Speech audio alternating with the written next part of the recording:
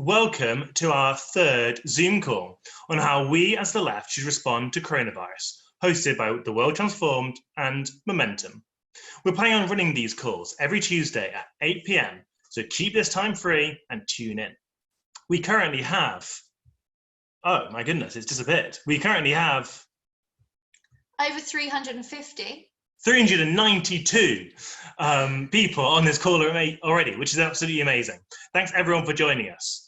My name is James McAsh, and I'm a primary school teacher and Labour councillor in Southwark, which is in South London. I'm Shelly. I work in health and safety at work policy for the Trades Union Congress.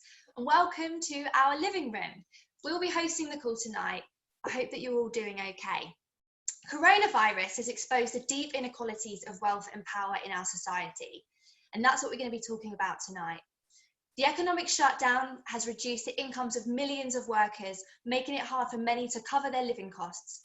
Millions more, including key workers, are forced to continue to go into work as normal, in many cases without protective clothing and often for low pay. A study published this week by the Autonomy think tank has found that low-paid women in particular are at higher risk of exposure to coronavirus. This is because we're more likely to be in jobs that involve working closely with the public and with vulnerable people, in jobs like social care, nursing and pharmacy. Their research has found that of 3.2 million workers in the highest risk roles, about 2.5 million are women. And of course, many of these jobs pay a poverty wage. We'll be posting in the report in the chat for you to have a look at now. By contrast, the wealthier you are, the easier it is to self-isolate, to obtain a test, and to weather the economic storm the crisis has created. However, the pandemic has made it clear that the lack of rights and economic security for workers puts everyone at risk. It's an egalitarian virus. It targets the low-paid and the royal family. Following union pressure, though, the government has caved to demands for the state to cover wages, including new measures this week to support many self-employed workers, but not all. And we are still seeing underpaid and underprotected workers asked to put their health and safety at risk by big corporations, with no real threat of a penalty for bosses who shirk social distancing measures. On the surface, the government measures have been offered to protect the population at large, but are they primarily designed to keep capitalism going and to ensure we're able to return to business as usual when this chaos finally ends? The crisis has shown the strength of solidarity. Mutual aid groups that continue to operate across the country despite the lockdown, and the millions of individual acts of solidarity towards neighbours clearly demonstrate that people recognise we are all stronger when we support each other. But let's not forget that as the nation is told that we are all in this together, it is by a Tory government that has overseen brutal austerity for working people while cutting taxes for the rich. We must fight to ensure our class interests are not sacrificed to protect the wealthy. Today, a week into the lockdown, we'll be hearing from some of the workers who are organising right now to ensure we don't bear the brunt of this crisis. We'll be discussing what trade unions should be doing and demanding next, and more generally, what the present crisis can tell us about our economic system and what a socialist response to the crisis might look like. Just before we start, we want to share a few links with you that we found useful keeping up to date. We'll also be sharing a report of this call with all these links included in the next day or so. So here we go. So that should be there now. So I'll just give you a quick outline of the amazing speakers we have on the call tonight. First up, we have Christine Berry, who's a researcher and author who recently published the excellent book, People Get Ready, with Joe Greenan, which is a vital contribution to debates about socialist strategy. She will talk about the government's response to the crisis, who is being helped and who is being left behind, and what that can tell us about our economy. Then we'll have Dan Dobson, who's an electrician and member of Unite the Union.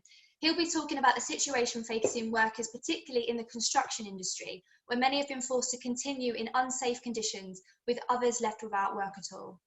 After Dan, we will have Victoria Jordan, who works at Wetherspoons. She's a member of the Bakers Union and is part of their Spoon Strike network. Wetherspoons boss, Tim Martin, had initially told Wetherspoons workers they would not be paid until the end of April, when the government retention scheme comes into effect, but was forced into a U-turn last week. Victoria will be updating us on the situation and telling us about their campaign. Then we'll have Sam Oladeinde, who is an actor and member of Equity, the Actors Union.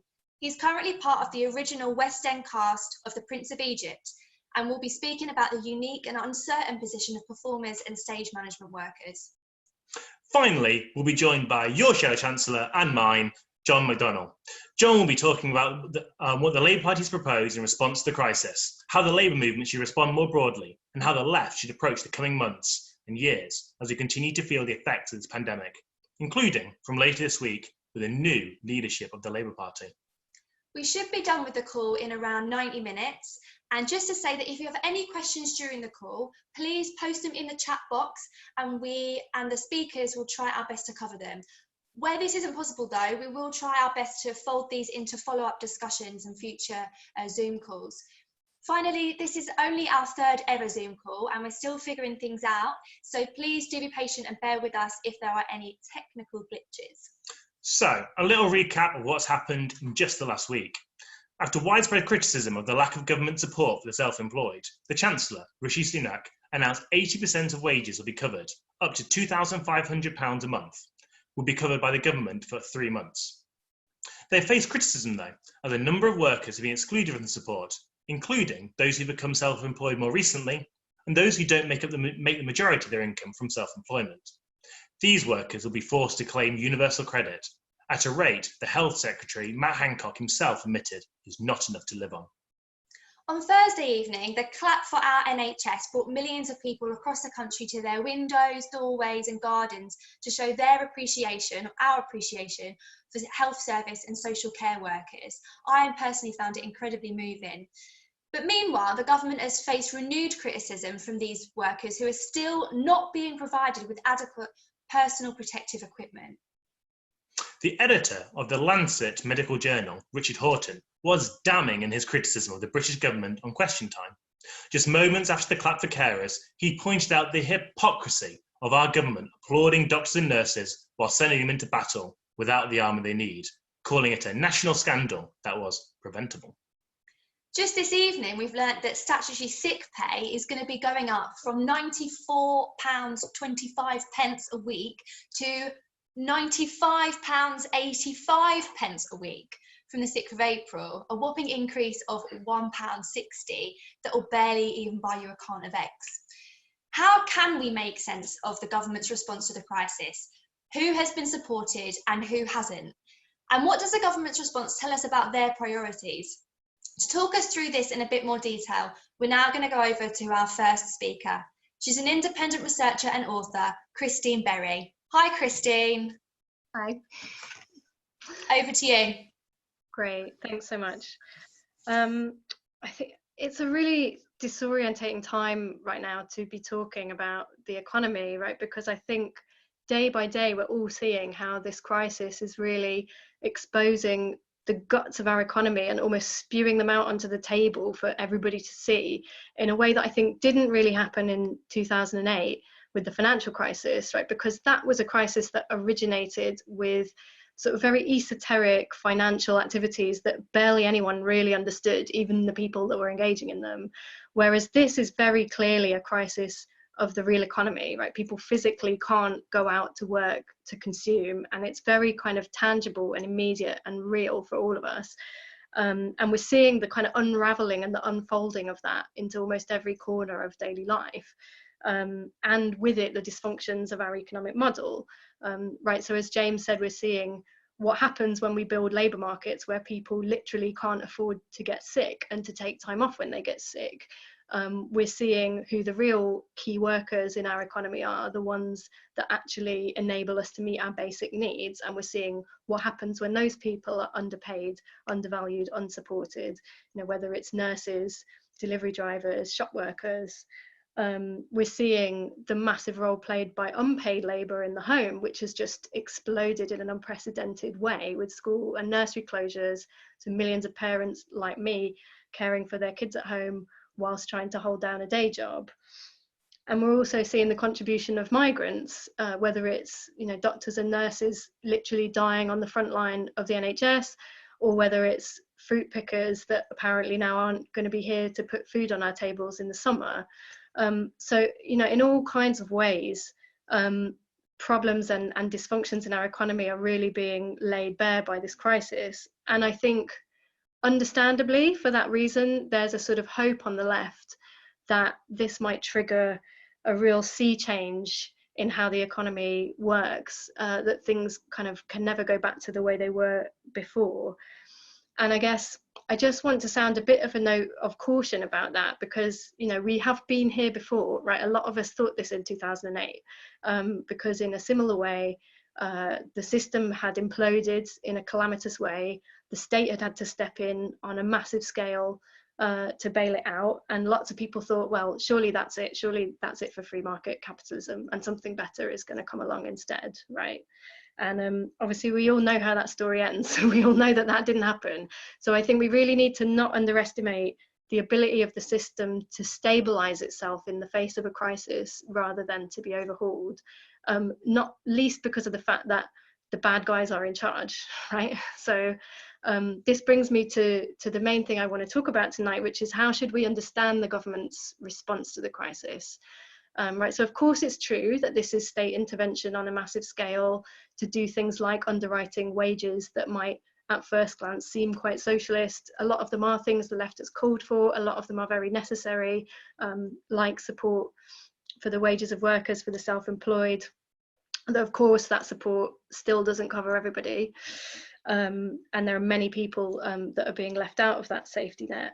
But I think we, as well as asking who's left out of that and who's being left behind and not covered, which is very important, we also need to be kind of asking a bit more deeply, you know, to what end are these measures being taken, who's benefiting from them, and who is paying for them.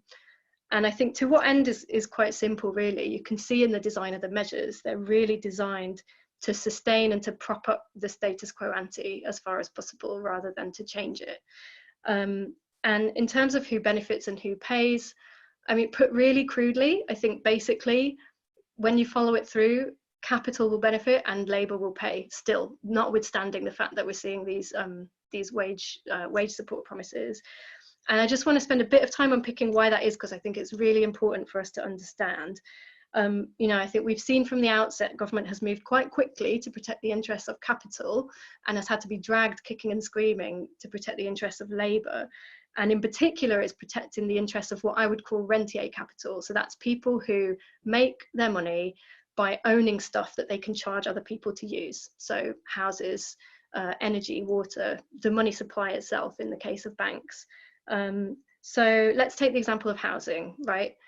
So government moved quite quickly to provide some degree of support to homeowners through these mortgage holidays.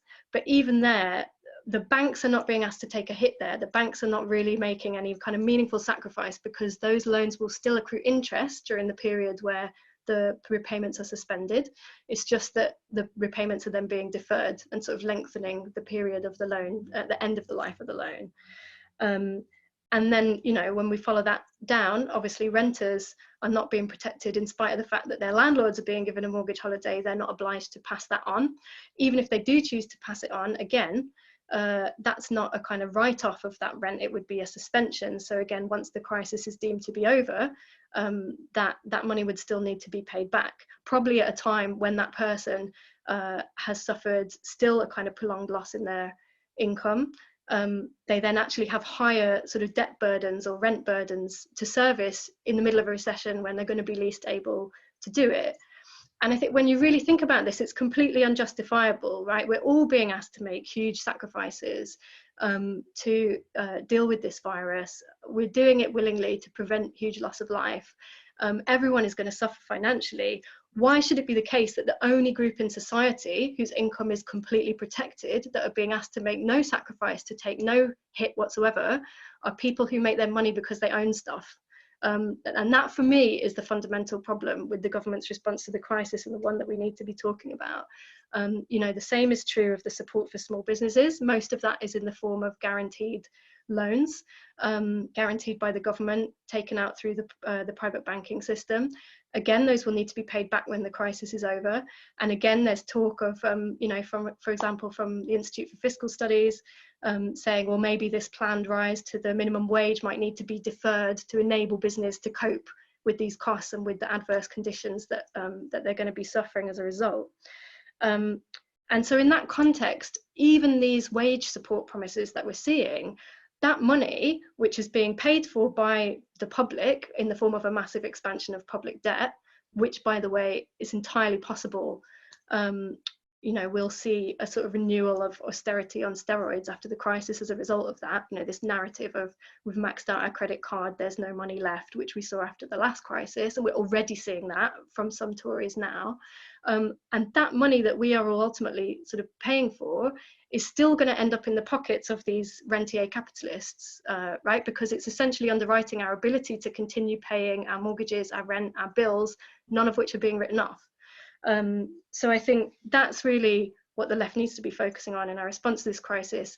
Absolutely, we do need to be pushing for the safety net to be extended so that it covers everyone. In my view, we should be pushing for a minimum livable income guarantee and trying to rehabilitate that principle, of universal entitlement to a basic decent standard of living, which really underpins the welfare state and which has been kind of comprehensively trashed in this country over the last 4 decades. I think there is an opportunity to do that, but we also need to be talking about sharing the burden, right? So there have been various proposals for how we do that, from an emergency wealth tax to debt jubilees, rent freezes. I think that's a conversation we need to have, but that's where the conversation needs to go on the left, because right now, very clearly, we are not all in this together. Thanks.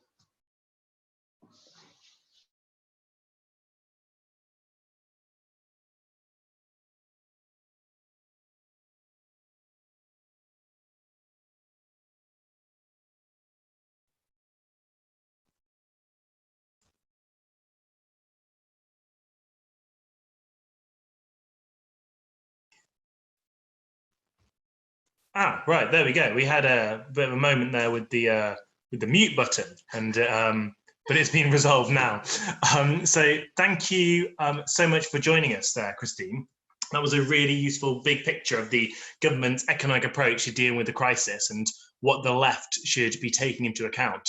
So I think we're now going to be moving straight on to hear from a grassroots trade unionist who is an electrician and works in the construction industry and is a member of Unite, the union.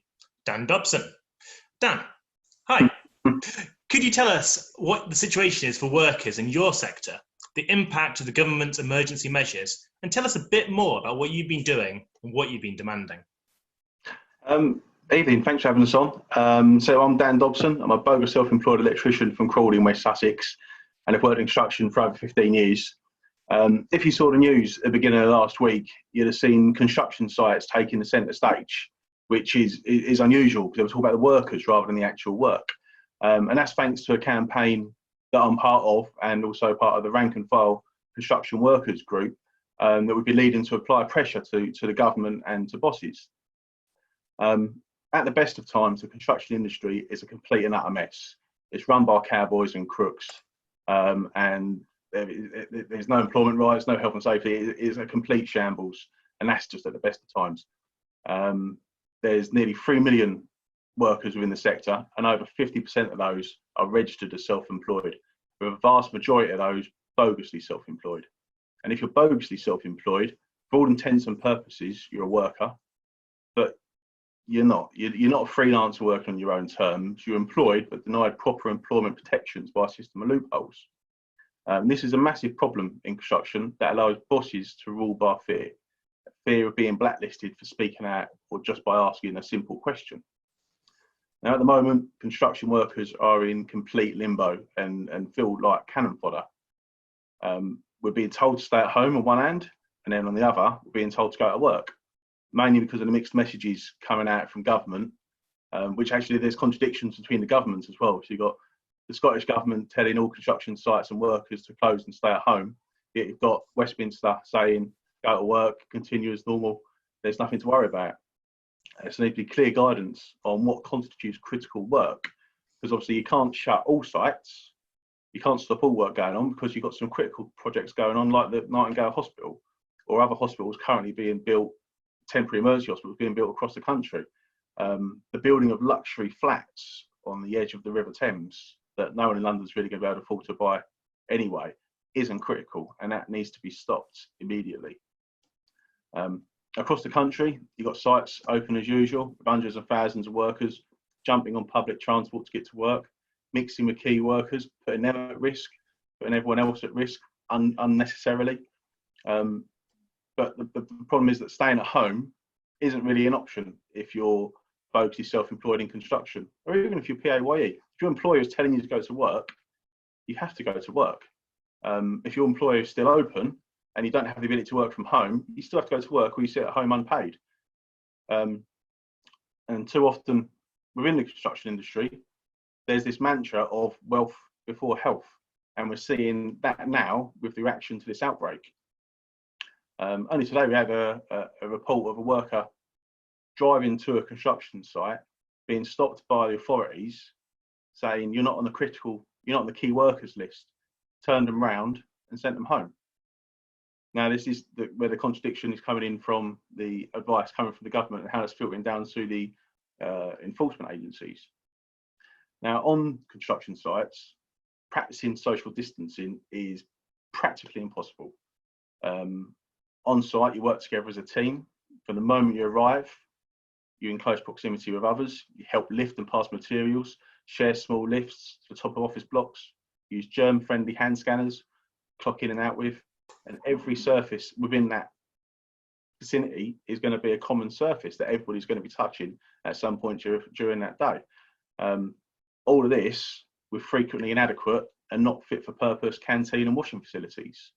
And I haven't come across a site yet that they've been able to issue out face masks to their workforce, because obviously they're all needed within the NHS, or the priority for the purchasing of those is going towards the NHS.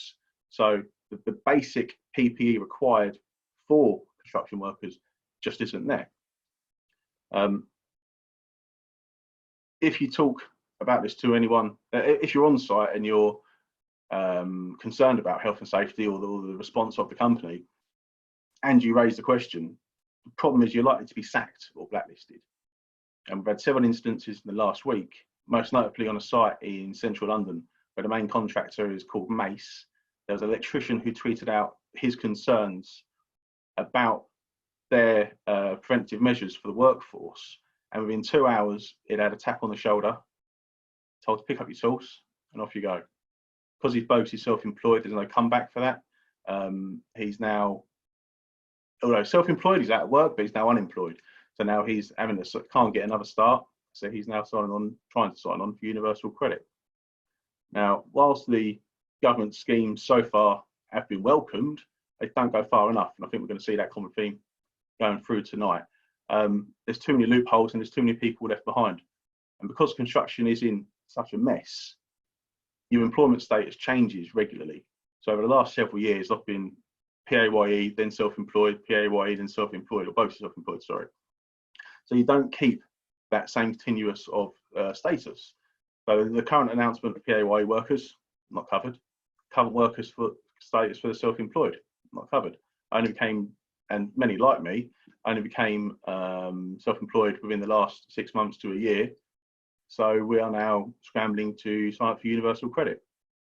So with the big mess that all of that is in, last week, a group of us, rank of our construction workers, started up a campaign, #ShutTheSites. Hopefully some of you have seen it. I saw that John gave us a retweet a few days ago, which was nice. At 7 points over the last week, we've been trending at various stages and covered on national news. And I'd like to think that the way the campaign built up from last Monday, that started putting that into the mainstream, and then it was covered by all of the news outlets from that moment forward. And what we're calling for is the complete closure of all non-critical construction sites within the UK, and the introduction of a universal basic income to ensure that no worker is left behind, because there's far too many people who have been missed and not made the cut for the proposals put forward by the government so far.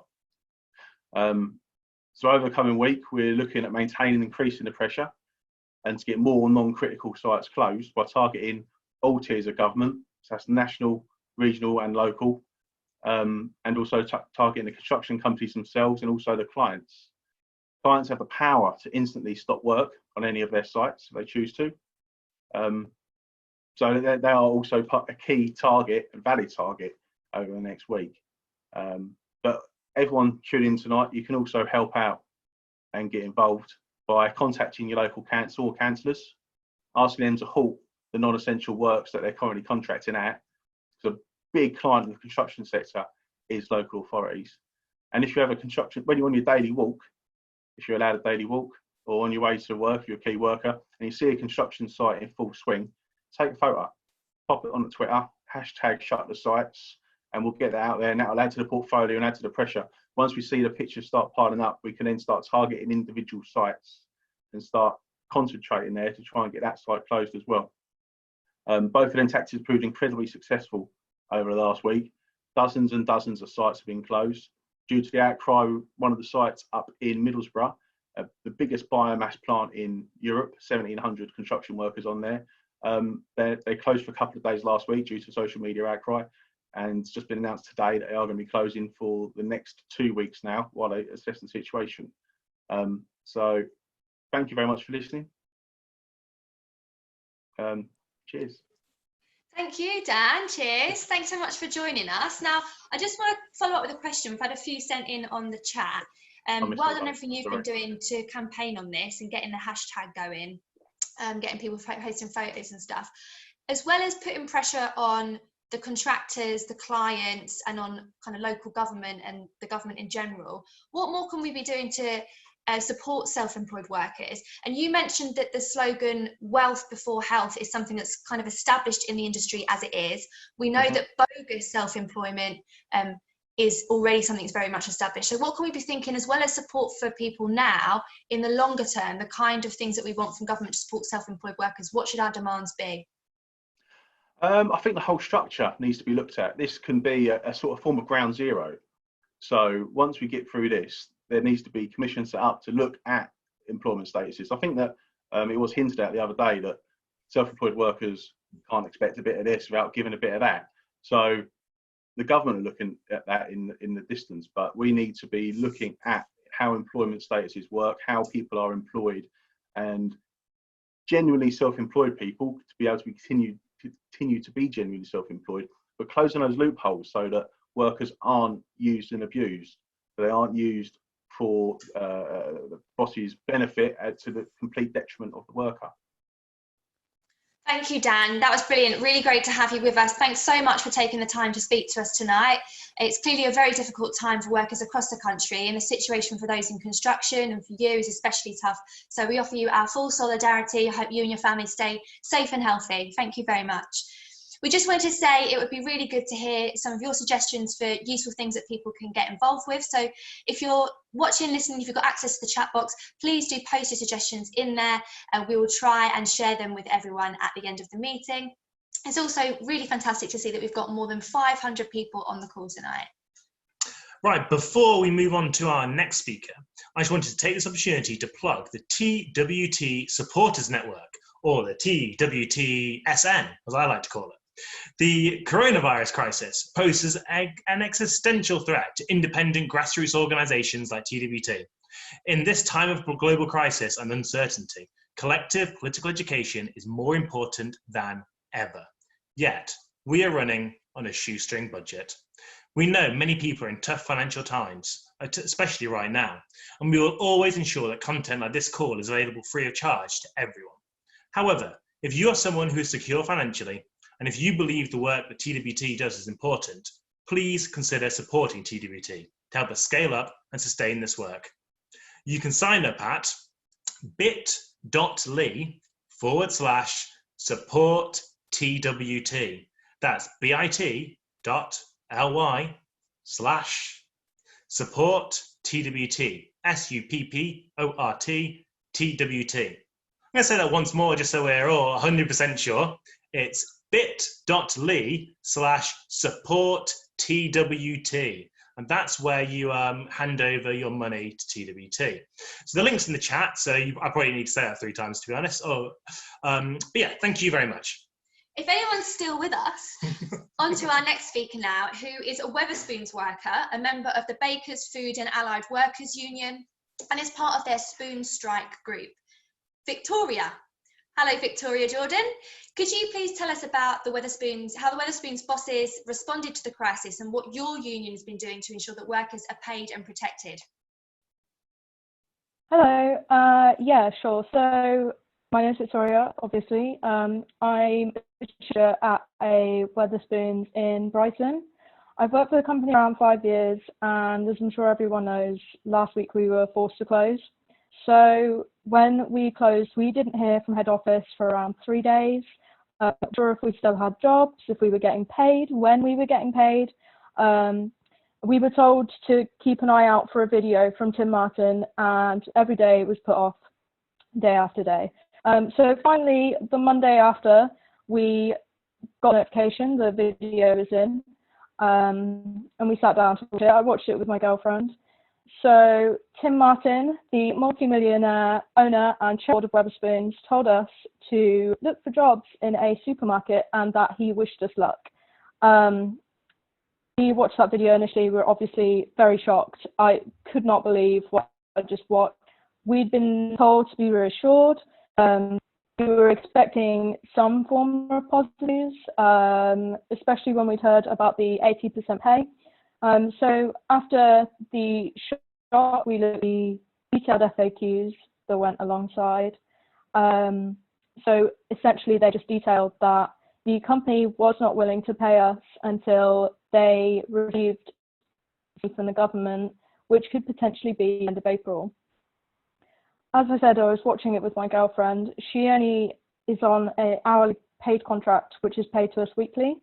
So we'd realised in the moment that she was getting £300 that Friday, and that would have to last till the end of April. We had no idea what we were going to do. Not enough to live. It's not enough to pay our rent. So we were in a state of shock. So I joined the union way back in 2018. So whilst I've worked for Wetherspoons for 5 years, it wasn't until I transferred pubs and the new one had a presence, I immediately knew that to join. I grew up working class and I'd seen my family members being mistreated by employers. So I kind of had an immediate distrust towards the company and figured that the minute that they could, they would probably throw their employees under the bus in order to get some profit. So I joined the union, and in 2018 we made history and we went on strike for the first time for the company. So with this union backing, when we received the video from Tim, it just immediately dominated our conversations. We were speaking about the video in the pub staff group chat.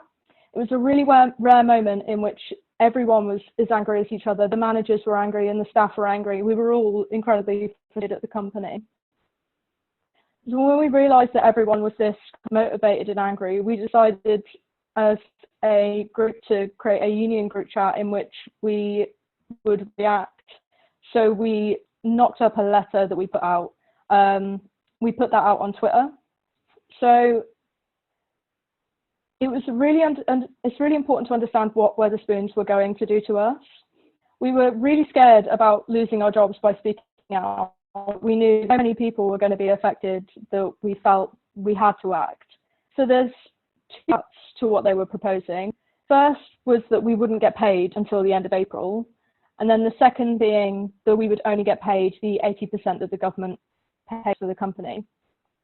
No pay obviously would have affected everyone really badly. Most people are on weekly pay, which means that had Wetherspoons not paid out, it would have left around 40,000 members of staff living on hundreds of pounds until the end of April, so that's about 5 weeks. Many of our workers, they're young people, they have children, they're from vulnerable situations.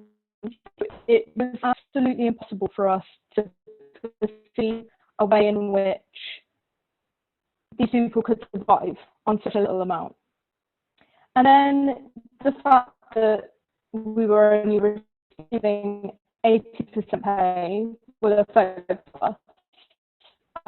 Whilst we're getting some pay, that still doesn't cover the basics. So for a little bit of context, my contract guarantees me 30 hours. I take home around about 18k a year, and I'm a shift manager. I live in Brighton, where the rent is extremely extortionate. My rent is 575. You include bills, I'm paying about 700 a month. I'm losing 20%. That's nearly a quarter of our pay. And many of us already spend over half of it on rent. I've personally asked for a payment plan, which they can't, and it's clear that if any of that happens, I'll have to pay it after the 3 months is up. So I'm just going into debt. 80% of poverty pay is not enough to survive. When you've already been paid the bare minimum, it's not possible to take a 20% wage cut. The government has put all of the money into the hands of the businesses, expecting them to do the right thing, which they obviously haven't. The only option we had to do was do something about it, so we spoke out. Our union group put together a letter in response to Tim's video. It really blew up. We had staff all over the country tweeting their similar experiences and how the loss of pay was going to affect them, and those statements blew up too. It was completely unexpected, but we had a lot of support, which was unusual. Normally, a lot of people will claim that we're asking for too much, but there's been quite a noticeable shift in perspective in regards to that. Everyone kind of agreed we knew we needed to capitalise on this attention, so you set up a petition to email Tim Martin demanding change. That was signed by over 14,000 people. We got a shout out on Good Morning Britain, and we were noticed by several being bereaved, which led to the issue being discussed in Parliament. And we had a letter signed by around 95 MPs addressed to Tim. After all of that pressure from the public and the union, the letter was the final push. So I was actually on my way to work to sort out an issue with our burglar alarm, and I get a call from my colleague Alex to inform me that the company had turned on our no pay. We did not expect that to happen so quickly. It happened in a matter of days, which meant that this Friday coming, around 2,000 people that were previously going unpaid would receive an 80% paycheck. Well, this is incredible news for us. The campaign isn't over yet because we still have to fight for full pay. We deserve that 100%. With the virus and lockdown, we might have felt it was impossible to do anything. That's not true. We just have to be inventive with what we do. We can't just go on strike or picket due to the lockdown, so we're relying on social media and Zoom meetings such as this. We all need to be agitating workers online. Helped massively by Theo because he managed to agitate his entire workforce for us. But we're still reaching out to those that have been affected and trying to get them involved. Coronavirus hasn't done anything but highlight what's already going on. Where the business company never treated its employees right. All that's changed is instead of screwing us over individually, they've screwed us over all at once. We were all in poverty pay and struggling to pay for rent. We were all in secure contracts, contracted for less hours than we actually work, knowing that the company could take the extra hours whenever they wanted to. And we were already facing statutory sick pay. Fighting since 2018 when we first went on strike. Back then it was frustrating because we would talk to other workers and we would try to explain that the company didn't work in favour for them, but they'd always give the company the benefit of the doubt. This is the first time many have questioned that trust now that the company have shown its face. Whilst this crisis left us without a stable income slowly, we've chosen to see Corona as an opportunity, as so many have seen what their workplaces are capable of, willing to stand up and fight back.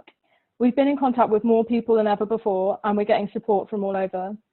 We aren't stopping. We're going to relaunch our Fight for Full Pay campaign on Thursday when we get our pay slips with only 80% of pay for the first time. We're demanding that they pay the extra 20% because it is the least that they can do. So many staff have been loyal to that company for years, some up to 20 years, and the company can afford the extra 20%. With your help, we know that we can win. So what I would ask is if everyone could follow us on social media and help us spread the message, that would be really great. But yeah, we all believe that this could be the start of a workers' movement. It's become more apparent that labour is what makes the world go round. People are finally realising their power and companies are scared. There's never been a more important time to act. So yeah, thank you. Thank you. Thank you so much. What an amazing, inspirational story. If we don't already have the link to your social media accounts on the chat, they will be on there soon, so everyone can make sure they follow you. So, I mean, in my workplace, kind of when the coronavirus hit, the union suddenly took a lot of action, and kind of a lot of people joined who hadn't been so interested before. Has that been something you found as well? Are a lot of people joining the union, and what opportunities do you think that gives you for after the crisis is over? I mean, how do you think you can organise in the future from here? Yeah, we've definitely experienced that. We've had a lot of people, as I said before, a lot of people I think were quite skeptical. They always had faith in the company, that they would do the right thing when something like this happened. I mean, even just before, I think everyone, for the most part, was like, oh, you know, they'll give us an all right deal. So now that this has happened, it's really kind of shown, like, you need a union option. You should be involved with the, like, if you want protection, that's the best way forward. So we're at the moment, we're obviously experiencing kind of an influx of people getting in. So we're just sorting it out, trying to get everyone on the same page, so that we can make this movement, like, way bigger than it's ever been. Brilliant. Thank you so much. Thanks again. That was absolutely fantastic. And it's just so great to hear about how the workers at Wetherspoon's been forced to force the company to give ground, and how people have learned the importance of trade unions and how important it is to organise workers in that sector and others. So thank you so much for everything you've been doing. Yeah, thank you, Victoria. So on to our next speaker now. The arts and cultural sector has ground to a halt as a result of the current crisis. Museums, theatres have closed, and it's one of those industries that are not classed as key, and yet an industry so vital for us to protect. Our next speaker is a member of Equity and an actor, currently part of the original West End cast of The Prince of Egypt, Sam Oladeinde. Sam, can you tell us about the unique position of performers and stage management and Equity members in general, and what your union's been doing to protect your interests? Sure. Hi, everyone. I hope everyone is okay and staying safe in these turbulent and terrifying times. I just wanted to talk about, Equity and its members. So Equity is the theatre union, the trade union for performers and creative practitioners. So that's actors, musicians, stage managers, technicians, and so many others. And noting how our position in this crazy times are very, very unique, and also wanted to talk about what work Equity is doing to protect its members. So first, our position is unique and strange in that the government has announced these two main schemes that we all know: the job retention for PAYE employees, and the self-employed income support scheme for freelancers and self-employed workers. And these are, broadly speaking, like welcome schemes. But, the problem is that many of our members, including me, don't know which scheme applies to them. And what's worse is that many more are worried that they will simply be entitled to none. Our employed members enjoy the benefit of this collective agreement, the West End Agreement, that's called. So whenever a member gets hired to do a theatre job, if you get a job on a show, for example, you enter into this contract with your producers, which grants you various employee rights. You're still self-employed for tax purposes, but you have employee rights and you're on a payroll, for example. And so this kind of like hybrid position is really confusing because we don't know which scheme applies. It's our position that it would serve our members better to be considered under the job retention scheme. And of course, because we all work for producers under individual shows, there is infrastructure there to administer it very easily. But in order for us to know what our position is, we just need clarification from the government.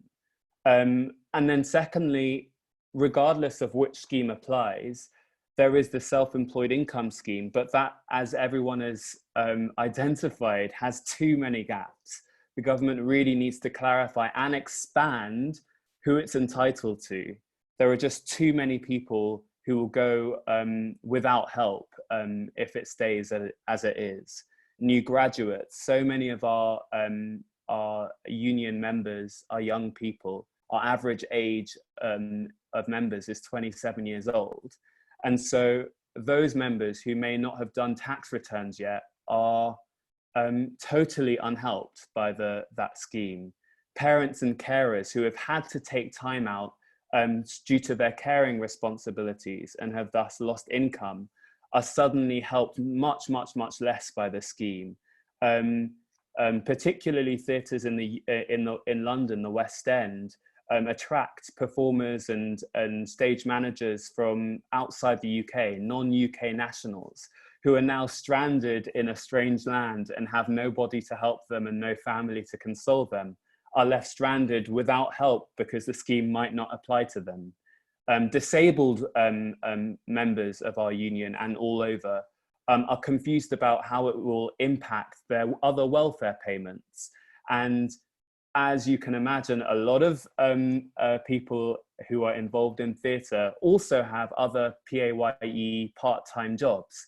And so all of the rules about how much of your income is derived from self-employment, you know, that has a huge effect on whether they are going to be eligible for help. So at every single level, it's just terrifying because there is not enough clarity from the government as to what the schemes mean, and where there is clarity, it's just not fair. So Equity has, as a union, has been working in loads of different ways, and it's been really great having the benefit of a really solid membership. And Victoria was talking about how an increased membership really helps their union be strong, and we found that as well. We have, you know, up to, I think it's 75% membership in the West End, which is way above, I think, the national average of 10%. So it's great. The stronger, the more membership participation you have as a union, the more power we can sort of wield, which has been a really big learning lesson for us all. Our union is divided into sort of handy divisions. So each show has a dep. And this is a really brilliant way for us, for Equity to communicate to its members and vice versa. And it's a really great way that we've found to activate our membership and really use the collective voice of us all. So firstly, Equity has been sort of negotiating with the producers under their organisation called SALT, the Society of London Theatre. And basically, there was a period when all theatres closed across the country, when there was a risk of all Equity members potentially being terminated from their employment without pay, and thus leaving everybody stranded within the industry, which has been horrible. And Equity really worked to negotiate to find a way to get people paid in the interim. And so while everyone figures out what is going on, Equity have managed to agree a sort of minimum payment for a lot of its members, which is brilliant. Because ultimately the example of a glamorous West End life for all of Equity's actors just isn't true. Those examples are outliers. Many of our members are young, as I said, and a lot of our members are really, really vulnerable. So we've tried in those negotiations to be as creative as possible, and there are ideas about producers trying to contribute to funds to help out their workers. But ultimately, the focus has mainly been on the government. And the best thing that we can do is find many people with different voices and try and collaborate, try and find common ground. And so we found common ground with our producers in the sense that we all want to keep our industry alive, so we all have jobs to return to after this is all done. And so what we've found is by taking a collaborative approach, still protecting our members, but taking a collaborative approach in the face of government has helped us, our relatively small union, give it a bigger punch. And so we've done loads of campaigns with our members, letter campaigns, social media campaigns, and those are getting really good responses and keeping the pressure on from our members and from our local MPs. but also making sure that we can use the voices of our producers, our bosses, to convince government to give us more help as well. It's a really, really terrifying time. And what this is exposing to me is definitely, as Christine said, the underpaid and the underprotected, are the members of society that are keeping everything going. And so what we really need to stress is that it's the rich that are fighting to keep a small percentage of their money, whereas everyone is surviving for their lives. And it's just not clear enough to those people who have the money that what we're fighting for are two very different things. I would implore everyone, if you can, please support Equities campaigns, at Equity UK on Twitter. Just retweet everything you see, and otherwise do write to your local MPs or anyone you can, just to raise the sort of the voice of these campaigns, and hopefully we can get some more help. Yeah, I think that's it from me. Thank you so much, Sam. That was really fantastic, and what a surprise that an actor would give such a great and articulate contribution. And it's really interesting to hear about the nature of your union, because it's obviously, compared to other unions, quite a small union in terms of membership. But you said that the density in the West End is something like 75% of people are in the union, which is fantastic. But as you say as well, such a young membership and a very vulnerable, precarious membership as well. Exactly. I'm interested in what you were saying as well about putting demands on those with the money, the bosses. Now, I've heard a rumour that there might be calls for some of these very rich people who own certain sections of the West End, I'm thinking like Lloyd Webber and things like that, for them to start digging deep and paying up. What do you think about that?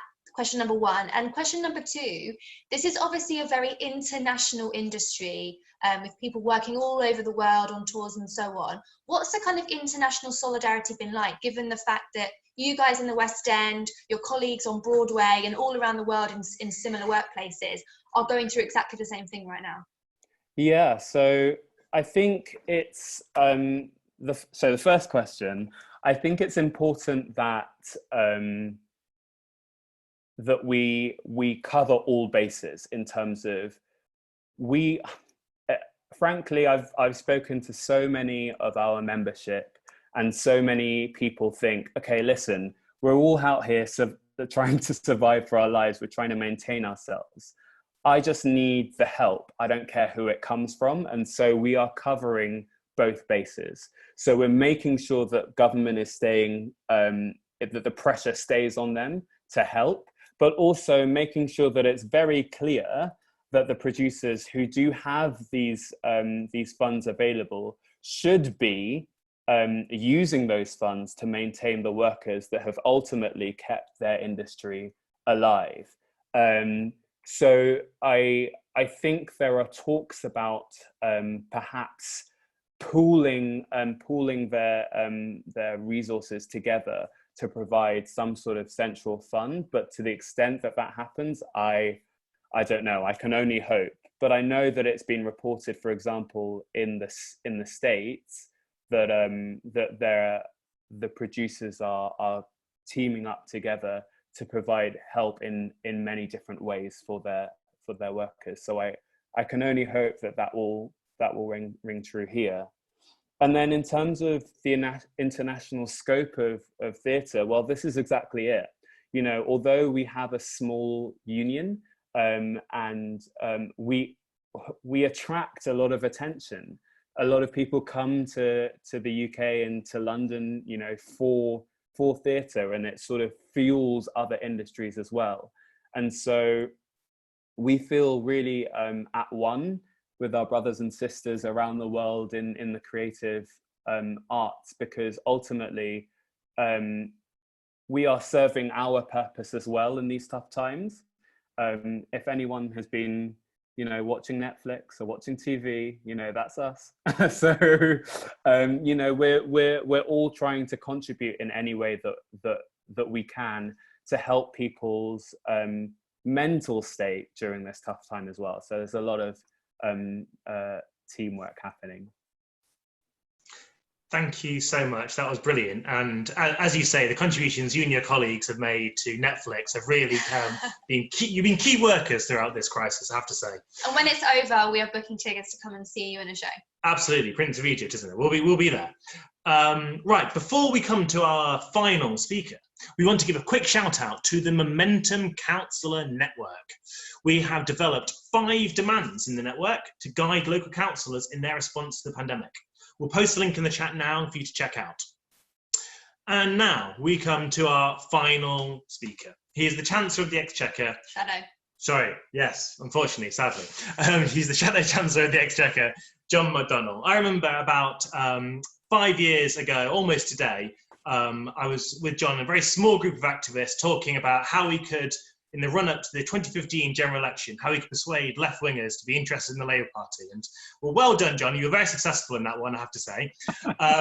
So, John, thank you for joining us this evening. Can you tell us a bit more about what the Labour Party has proposed in response to the crisis, how the Labour movement should respond more broadly, and how you think the left should approach the coming months and years as the impact of the global pandemic continues to be felt, and with a new leadership of the Labour Party? Okay, thanks for inviting me on. Thanks, James and Shelley, have set this up. For those people who don't know The World Transformed, it's most probably one of the best initiatives that's come out of the left for quite a while in terms of political education. And it's been doing a fantastic job of mobilizing people, bringing people together to talk about and analyzing the world and developing fresh ideas. So thanks so much for everything that you do, and thanks for hosting tonight. Just to say the speakers so far are just really impressive. Christine Berry did a fantastic book with Joe Gignan, and it's worth people reading it. It's a sort of a book that sets out the sort of policies that we'd want a Labour, a socialist government to implement, and that's the sort of debate that we need to have now for this next period in particular. And can I thank Dan as well for the Shut the Sites campaign. It's just been terrific, and I tell you, it's desperately needed because people's lives are being put at risk as a result of exploitative employees in the construction industry. And Victoria, thanks again for the Wetherspoon campaign. Just gave us inspiration, and it was good. A number of MPs and Jeremy Corbyn raised it in Parliament, so did I, and it was just good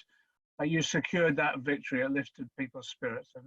And Sam, I've been working with Equity and Bectu on the campaign, and it's just been tremendous. It's just been, I've never, the number of emails that have been coming into MPs from Equity and Bectu members right the way across the sector has just been fantastic. And we're raising it with government. Let me just go through what's happened over the last, nearly 5 weeks now. It's nearly 5 weeks when we were becoming aware of just what this crisis would mean. And from the Labour Party, I did a speech and I set out a number of points in a programme that we submitted for government. The first was just to say, look, we need a proper assessment in terms of the potential impact of the coronavirus outbreak, both in terms of the physical assessment and medical, a clinician's assessment, but also the economic assessment. And from my team, the Shadow Treasury team, we were pressing the government to bring together the Bank of England, the Treasury, the CBI, the TUC, to get a really objective, and the Office of Budget Responsibility, to get a realistic assessment of what was about to hit us. We also said then there needed to be, each government department now needed to bring forward its own assessment of its resilience to be able to cope with this type of crisis. Now, what people need to know is that government in law, through the contingencies legislation, there is a process over decades really, where governments prepare contingencies for different crises. Matt Rack, the General Secretary of the FPU, gave me a ring a couple of weeks ago and said, look, you need to know what the contingency plans were supposed to address. The number one risk, believe it or not, that they were supposed to address in the emergency planning was a flu pandemic. Obviously nothing on the scale of this, but a flu pandemic was the one seen as what the number one risk that could lay low large number, literally millions of people, and therefore had to be planned for. What Matt was saying is actually what this has exposed is the lack of planning overall. So what we asked for was each government department to assess what the potential impact was, what resources they needed, and where they were at the moment.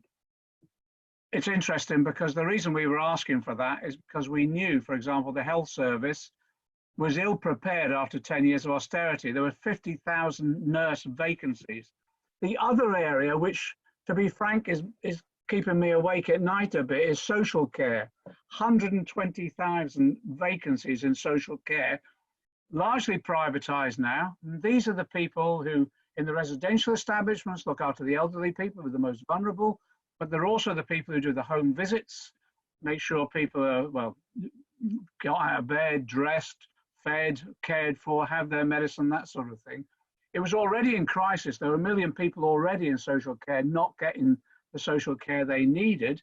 And there was a report last year where there was 87 people a day dying before they received the social care they actually needed. That's startling figures of even before the crisis. The other point that we put to them as well is that there needed to be an immediate plan to support workers who, first of all, would either go sick, so sick pay had to be at a realistic level, but also if they had to sign off because of caring for others, but also if they just couldn't go to work, there had to be a realistic level of support for them. And there's, of course, we added that to support for continuing business operations as well. The other thing that we raised and was pointedly ignored by the government, and I think there's different reasons for it, was that we said there needed to be an international coordination to tackle the coronavirus crisis and the outbreak. And the reason we were saying that is because if you remember when there was the banking crisis in 2007, 2008, Gordon Brown was then the Prime Minister, and whatever you thought about his individual policies, actually what he did do, he forced the development of a global economic plan to deal with it, rather than just individual countries having to cope with it. And the one thing about the coronavirus, it respects no national boundaries. So what we were asking for was them to convene the G20 and G7, use the IMF, the World Bank, and the UN to develop a proper plan across countries and start learning, even then, start learning the lessons, particularly from China and how they were coping with the first outbreak. We put that forward nearly 5 weeks ago. There was no response from government. The Chancellor then brought forward his budget, and there was a big fanfare of they were spending 30 billion to tackle coronavirus. Actually, when we looked at the detail, it was near 12 billion, inadequate. So we went back to them and said, look, there needed to be a realistic understanding of how this outbreak is going to develop. And if you remember back then there was this bizarre theory of herd immunity. Can you remember that one? Where you allow enough people to be contaminated and then somehow you build up this immunity. And what the clinicians and experts were saying to them, you build up herd immunity through vaccination, not allowing people to catch the condition, not allowing the contagion to break out in that way. And that's one of the reasons. There's a good article on BuzzFeed today, if you want to read it. It's up on Twitter and elsewhere. That's one of the reasons we think that they actually didn't develop the testing that was done in other countries. And the WHO said the way you tackle this crisis is you test, you track, and then you contain and treat as best you can. And what this government has done, it didn't invest in resources into testing. Now it's struggling because of the massive shortage of test kits, etc. And also, I don't think planned properly for the scale of the outbreak that was about to hit us. And I think that's reflected tragically in, well, the lack of PPE, the personal protection equipment that people need, and the lack of preparation around that. We then went back to them and we produced a report and submitted it. I've summarized it and I published another thing today, which is just another summary of it, really. And we went through arguing for different schemes. What was interesting, and it follows Christine's point, the first scheme they came up with was to protect businesses, to give them loans. 230 billion pounds worth of loan guarantees were put forward. There was no mention of workers in that proposal. And it came before Parliament. Rishi Sunak came before Parliament. He was hailed as a hero of the Conservative Party. And we pointed out to him then, first of all, the loan guarantees wouldn't work because a lot of the companies wouldn't take them up because they weren't sufficiently guaranteed by the government, and banks themselves were not playing ball at the time, and neither were insurance companies. And by the way, the banks, we've been trying to get the government to do something about the banks because they're just increasing their overdraft charges from 7% to 37%. And again, so that we felt that wasn't going to be particularly effective, but I raised it with Sunak directly. What about the protection for the workers? So we submitted our scheme, which was 100% wage protection. Yes, we said a range between 80 and 90% paid for by the government, depending on the level of wages. But also, we said that if you are going to give assistance to companies, they should be obliged to pay for the other 20%. And in that way, workers would have their wages protected. We also said that immediately what you needed to do was have sick pay at a level of a real living wage to make sure if people did go sick or they had to self-isolate, they had an income in which they could live. We also suggested that actually there needed to be increases in, well, job support allowance, employment support allowance for disabled people, and also carers allowance. And remember, carers allowance is £66 a week. How can anyone live off that? And in terms of sick pay, 94.25, despite the increase today, which is pathetic, no one, even Hancock, the Secretary of State for Health, had to admit last week that he couldn't live off 94.25. Well, if he can't, neither can others. So we put forward a package to them. The TUC and trade unions and the CBI and others negotiated what they could, and then the government brought forward its own package of job retention scheme for workers, which was 80% with all sorts of gaps and caveats, and I'll come on to them. Then they produced again, we went back to them and were lobbying them, raised it in Parliament about the lack of provision for self-employed people. And again, a week later, or 6 days later, they brought forward their package for self-employed. What's the situation at the moment? The situation is this. On the job retention scheme, this is the way in which the government is paying 80% of wages to companies. What we're finding is it's a voluntary scheme. So large numbers of companies are not taking it up. We're also finding, and we're getting reports coming in from all over the country, that companies are actually laying people off rather than take up the scheme. So again, what's happening to those people is that they're then having to fall back on universal credit, which the government increased a little bit, but as you know as well as I do, there's a 5-week wait. We've told them, and they said, well, don't worry, people can get a loan. We said, well, actually, that pushes people into debt, and it should be a grant, not a loan. And the other night, there were 130,000 people trying to get through to the website on the internet to get information about universal credit, 90,000 people on the telephone line. That's how bad it is. And this is a government, if you remember, that laid off tens of thousands of DWP workers, but at the same time laid off 40,000 workers in HMRC and closed the local tax offices. So this is administratively, it's almost impossible to administer the scheme they've put forward. What we've therefore found is that companies laying people off, but those companies that are going for the job retention scheme and therefore furloughing people, the scheme does not cover people on part-time or short-time working.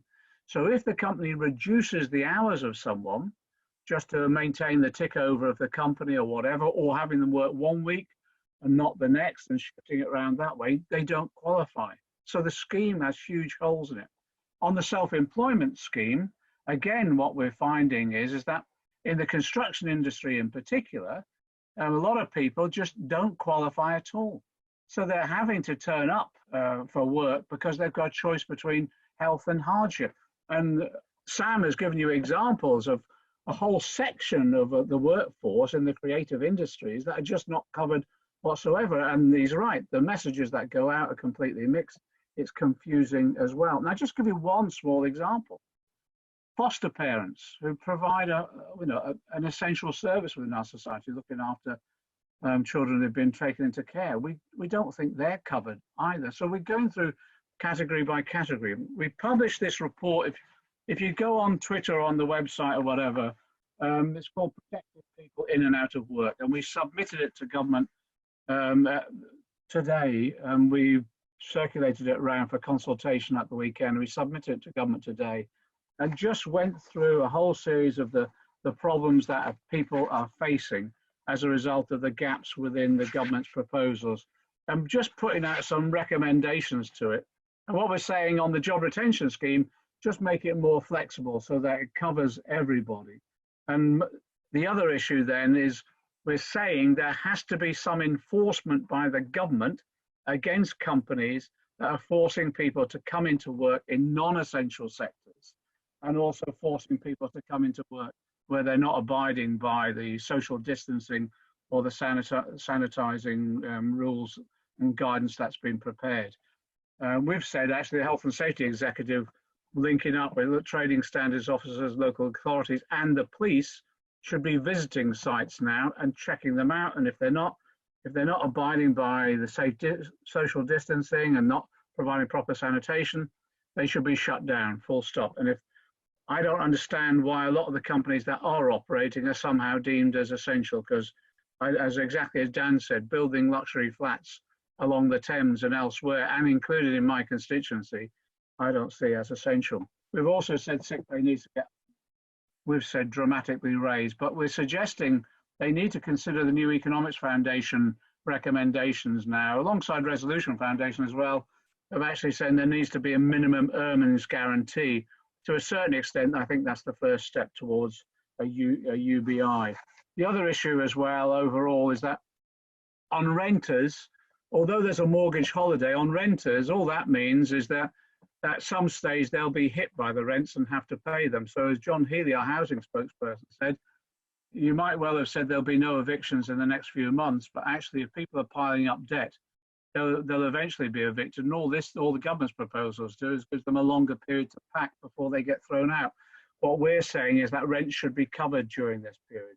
We've also recommended to the government that they need to start looking at also suspending utility bills, particularly energy, because people are at home now, they'll have higher energy costs as a result, and therefore that needs to be taken into consideration. But on all those issues now, we need absolute clarity. I've been talking to Rishi Sunak, the Chancellor, directly. I've been meeting online the Treasury and Cabinet Office civil servants, putting these issues to them. And as people have raised particularly problems with their Labour MPs, they've been contacting me, and we've been preparing an agenda day by day to say that actually the schemes need to be improved, adjusted, and amended to protect people.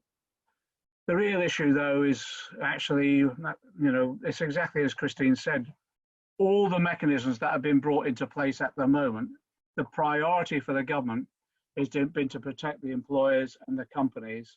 And actually, it's almost as though protection of the workers has been an afterthought. So that's why we feel the existing schemes are not working effectively. And there has to be an acceptance as well that our social security net has been so badly damaged after 10 years of austerity.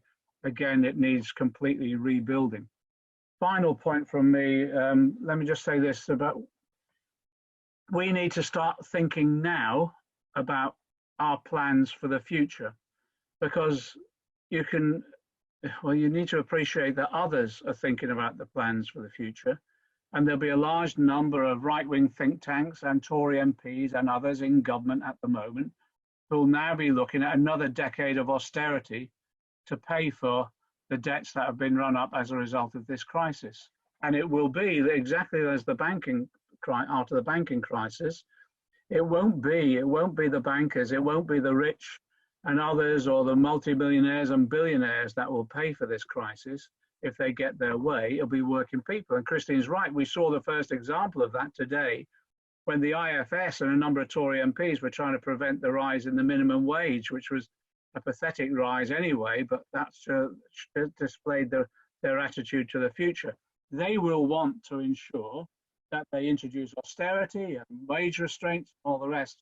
And that to do that, they'll want to ensure, I think, that they maintain some of the assaults on civil liberties that have been brought about as a result of this crisis. And certainly, I think there'll be another attack on trade union rights.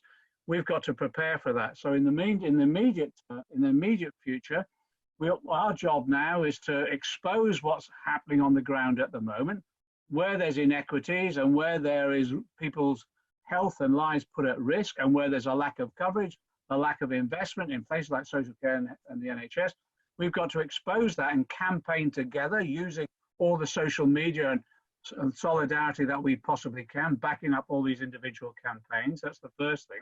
But secondly, we've got to start thinking ourselves about the nature of the society that we want after this, and how, first of all, we get through this crisis and the burden doesn't fall on working people. And the ideas, as Christina said, people are putting forward ideas about, if we have to pay for it over a period of time, what about a wealth tax? What about a debt jubilee?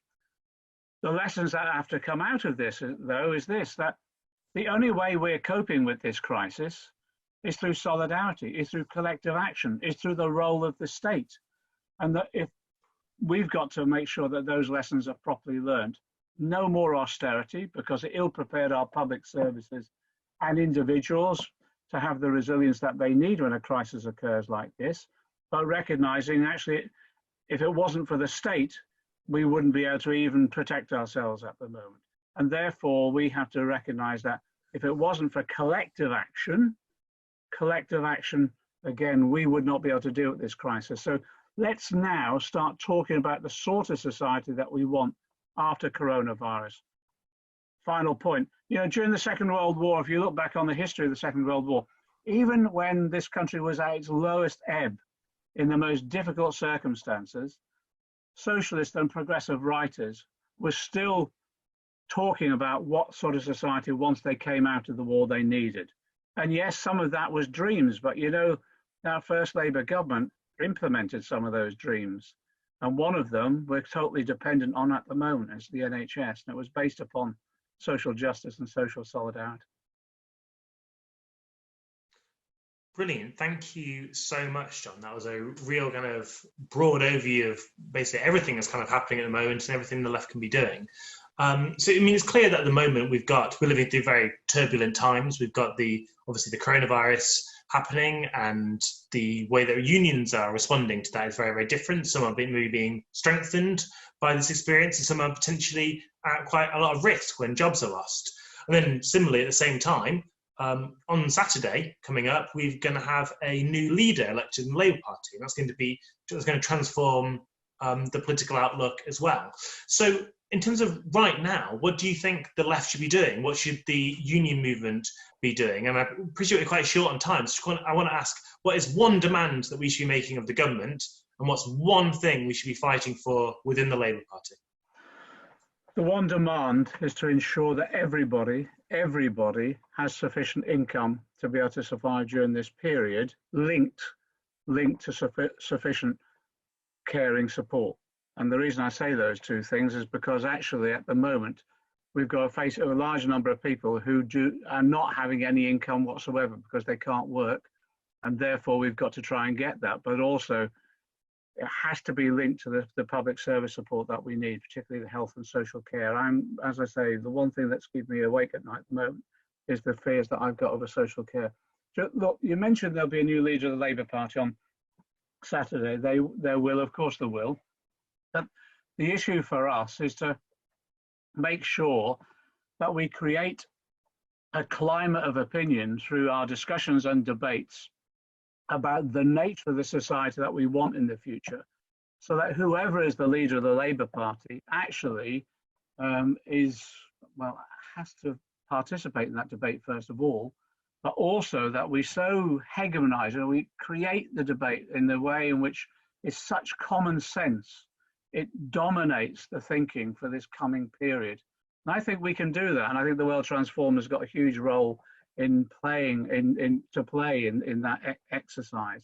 I think we've shifted a lot on since 2015. We've changed the whole nature of political debate within the Labour Party and partly within society itself. This crisis has moved it on again because people have had to look at the real values that we need within our society and the policies that follow on from that.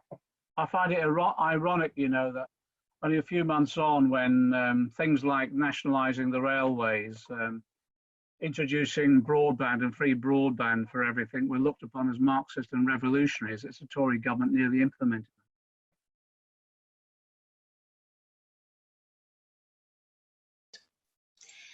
Thanks, John. And finally, one quick follow-up question, a personal one from me.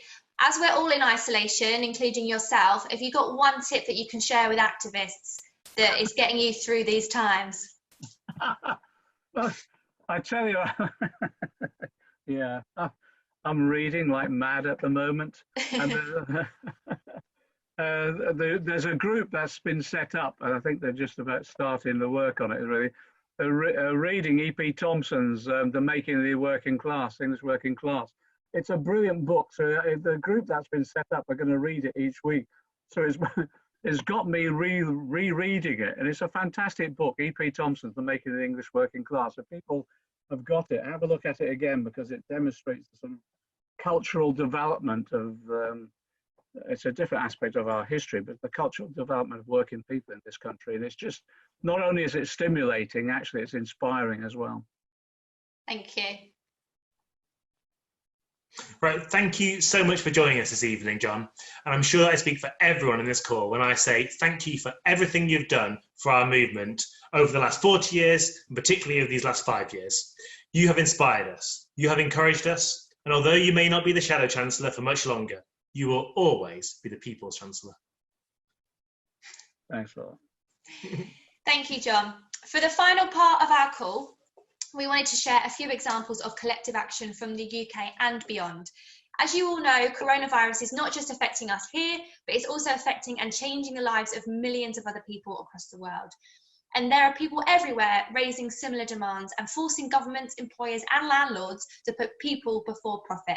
So here are a few inspiring examples. So in the US, General Electric factory workers launched 2 protests demanding that the company convert its jet engine factories to make ventilators to help the country close its ventilator shortage amid the coronavirus pandemic. At GE's factories in Lynn, Massachusetts, workers held a silent protest, standing 6 feet apart. These protests come just after General Electric announced it'd be laying off 10% of its domestic aviation workforce, firing nearly 2,600 workers in a bid to save the company $500 million to $1 billion.